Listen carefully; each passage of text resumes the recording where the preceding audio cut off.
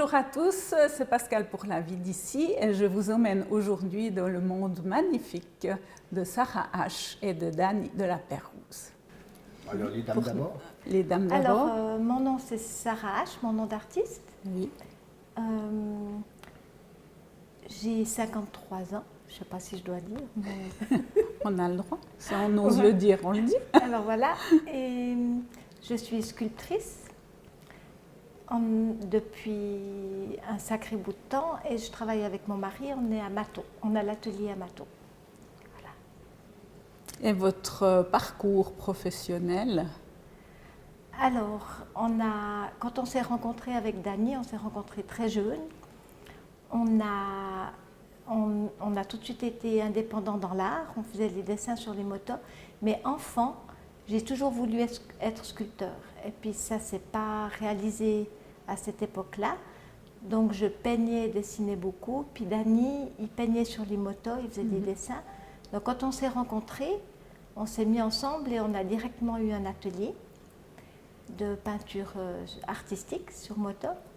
Et à l'âge de 29 ans, ça faisait plusieurs mois que je rêvais tellement de faire de la sculpture que j'en ai parlé à Dany. J'en rêvais même la nuit. Et pour mon anniversaire, il m'a offert de la terre, il a construit une table, vraiment pour que je puisse commencer. Et c'était de la terre de briqueterie, parce qu'on ne connaissait rien encore. Ouais. Puis là, j'ai passé toute la nuit. Hein. Voilà, pour son anniversaire, ça n'a pas été ma fête, on va dire ça comme ça, parce que elle est venue se coucher très très tôt le matin. Puis c'est de là qu'est née la première sculpture. Ouais, la première œuvre. C'était une jeune femme à genoux, à peu près cette grandeur, avec une longue tresse dans le dos. Oui.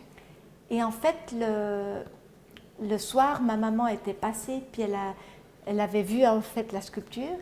Et puis, comme on a été au lit à je ne sais pas quelle heure du matin, le lendemain matin, elle est venue dire bonjour. Et elle a vu à travers la vitre une sculpture, mais couchée. Et en fait, elle est montée, puis elle me dit « Ah, tu l'as fait coucher ?» Puis moi, je me suis levée d'un saut, puis j'ai couru. En bas, on avait l'atelier en bas. Et en fait, elle s'était cassée, elle était tombée.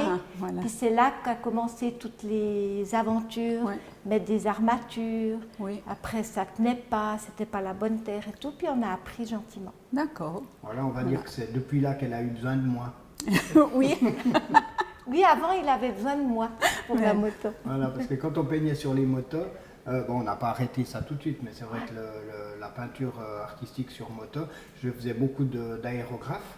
Et puis après, tous les petits détails que je devais soit découper au cutter, soit camoufler avec des scotch différents. C'est sûr que si on peut les faire d'un seul trait au pinceau, c'est quand même beaucoup plus rapide. Et puis comme elle est très douée dans tout ce qui est au pinceau, c'est vrai que là, elle a pu... J'avais pas mal besoin d'elle pour ça. Donc après, c'était un bon échange. Puis on a pu faire des choses différentes. Ouais. Puis après, alors lui, il m'a beaucoup aidé sur... en fait, sur chaque œuvre, il y a la partie création qui est à l'artiste en question. Comme mes sculptures, ça sera vraiment la partie création. C'est moi qui le crée en terre. Et ensuite, il y a tout plein d'étapes pour arriver au final. Oui. Et là, Dany participe un grand bout. Oui, c'est plus sa spécialité. Ouais. Pour les coques et tout ça, l'assemblage. Voilà. C'est vrai que j'ai un père carrossier et j'ai commencé en fait, en sortant de l'école, j'ai commencé à travailler avec mon père. Et puis là, j'ai appris tout ce travail de fibre de verre, de faire des moulages que j'applique maintenant sur les sculptures. Et si on parle de votre nom de famille un petit peu, de la Pérouse, Sarah H, comment ça s'est passé? Alors c'est vraiment les noms d'artistes. Oui. Donc je dis d'abord lequel. Mais chacun dit le sien. Ce qui s'est passé, c'est qu'au début, elle exposait sous le nom de Sarah, et puis c'est vrai que Sarah, ça fait très court. Voilà.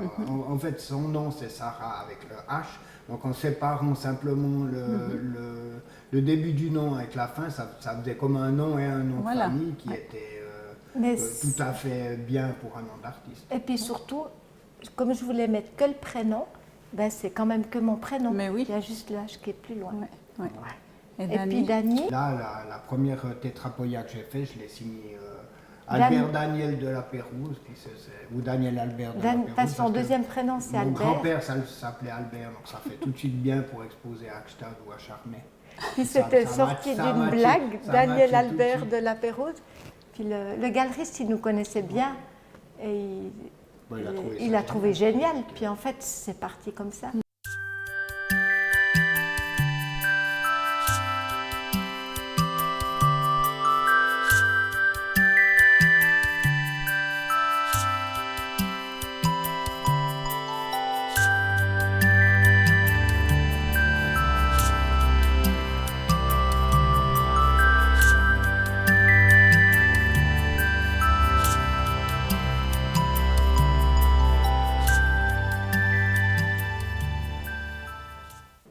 On va parler de l'association Voir c'est toucher. Oui. Est-ce que vous pouvez nous dire quelques mots sur ce parc magnifique, ces parcs qui sont en train de voir le jour? Oui. Oui. Alors en fait, enfant, j'avais décidé de faire quelque chose pour les aveugles, mais je n'avais pas idée quoi, mais je savais que vraiment j'avais décidé que plus tard je ferais quelque chose. Et dans notre parcours de sculpture, on a eu des clients aveugles, spécifiquement une personne qui était ostéopathe et qui, chaque fois qu'on exposait ou qu'on avait des nouvelles œuvres, venait les voir avec ses mains en fait. Et pour lui, c'était vraiment, c'était très lisible le style d'art qu'on faisait. Et un coup, j'ai écrit le conte Légende d'automne, je l'ai illustré et écrit, et puis on lui en a parlé.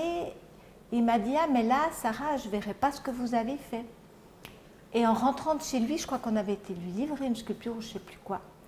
En rentrant dans notre bus Coca-Cola, là, comme on roule assez lentement, on ne peut pas aller trop vite, puis souvent on discute ou on parle de ce qu'on a fait et tout ça, on s'est dit « C'est vrai, c'est dommage. » Puis Dany m'a dit « Mais écoute, on va faire qu'il puisse le voir. » Et c'est là qu'on a eu l'idée de créer toute l'histoire où chaque page de texte c'est en braille et en caractère pour les personnes qui lisent le braille aveugles, pour les voyants, et les images en sculpture qu'on puisse toucher. Et là après on a travaillé entre autres avec le foyer à Lausanne parce que le directeur à qui on avait présenté notre projet était très enthousiaste et il nous a soutenus depuis le début pour pouvoir ensuite créer l'association, travailler avec les aveugles pour voir qu'est-ce qui était adapté, parce que comme nous, on est ni mal, moi je suis un petit peu malvoyante, mais un petit peu, mais on n'est pas aveugle et malvoyant.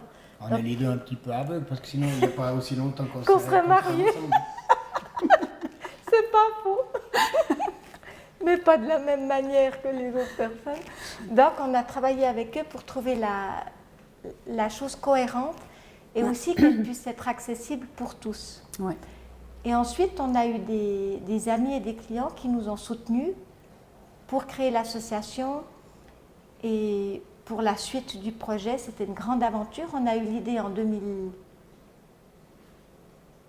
On a fait 10 ans, en 2006 en fait. Et on l'a inauguré en 2015.